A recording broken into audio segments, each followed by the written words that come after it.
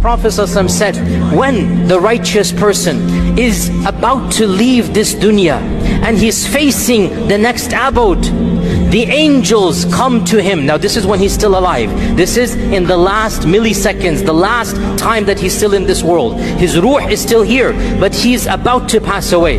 إذا كان عبد في إقبال من الآخرة, he's about to enter the آخرة. The malaika of mercy and sakina come down from the heavens, and they surround him as far as the eye can see. Their faces are shining bright.